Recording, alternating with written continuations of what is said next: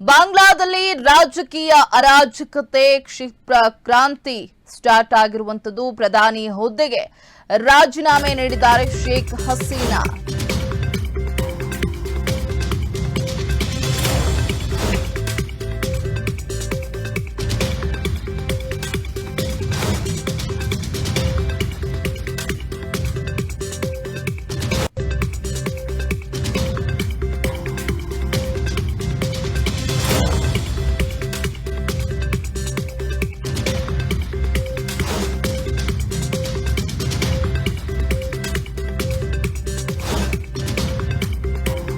ಬಾಂಗ್ಲಾದಲ್ಲಿ ರಾಜಕೀಯ ಅರಾಜಕತೆ ಶುರುವಾಗಿದೆ. ಕ್ಷಿಪ್ರ ಕ್ರಾಂತಿ ಸ್ಟಾರ್ಟ್ ಆಗಿದೆ.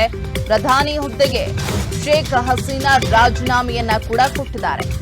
ಬಾಂಗ್ಲಾವನ್ನ ತೊರೆದು ದೆಹಲಿಗೆ ಆಗಮಿಸಿದ್ದಾರೆ ಶೇಖ್ ಹಸೀನಾ.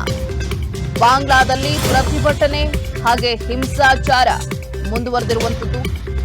ಖಲೀದಾ ಜಿಯಾ ಬಿಡುಗಡೆಗೆ ಆದೇಶಿಸಿದ್ದಾರೆ.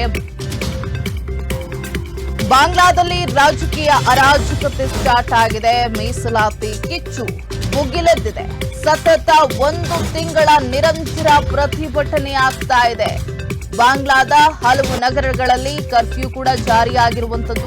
ಆದರೂ ಕೂಡ ಜನರನ್ನ ಕಂಟ್ರೋಲ್ ಮಾಡುವುದಕ್ಕೆ ಆಗ್ತಾ ಇಲ್ಲ. ಪ್ರತಿಭಟನೆಗಳು ನಿರಂತರವಾಗಿ ನಡೀತಾ ಇದೆ. ಜೊತೆಗೆ ಹಿಂಸಾಚಾರ ಕೂಡ ಆಗ್ತಾ ಇದೆ. ಇವತ್ತಿನಿಂದ ಶಾಲಾ ಕಾಲೇಜುಗಳ ಆರಂಭಕ್ಕೆ ಆದೇಶವನ್ನ ಹೊರಡಿಸಲಾಗಿರುವಂತದ್ದು.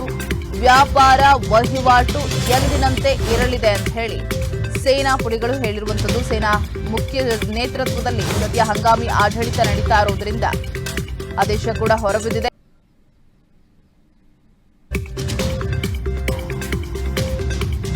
ಬಾಂಗ್ಲಾದೇಶದಲ್ಲಿ ವ್ಯಾಪಕ ಹಿಂಸಾಚಾರ ನಡೀತಾ ಇದೆ. ಬಾಂಗ್ಲಾ ಹಾಗೆ ಭಾರತ ಮಧ್ಯೆ ವಿಮಾನ ಸಂಚಾರ ಕೂಡ ರದ್ದಾಗಿರುವಂತದ್ದು. ದೆಹಲಿಯಿಂದ ಢಾಕಾಗೆ ನಿತ್ಯ 2 ವಿಮಾನಗಳ ಹಾರಾಟ ಆಗ್ತಾ ಇದೆ. ಬಾಂಗ್ಲಾದಲ್ಲಿ ಸದ್ಯ ಅರಾಜಕತೆ ಹಿಂಸಾಚಾರ ಸೃಷ್ಟಿಯಾಗಿರುವ ಹಿನ್ನೆಲೆ ವಿಮಾನ ಸೇವೆಯನ್ನ ಏರ್ ಇಂಡಿಯಾ ಹಾಗೆ ಇಂಡಿಗೋ ರದ್ದುಪಡಿಸಿವೆ.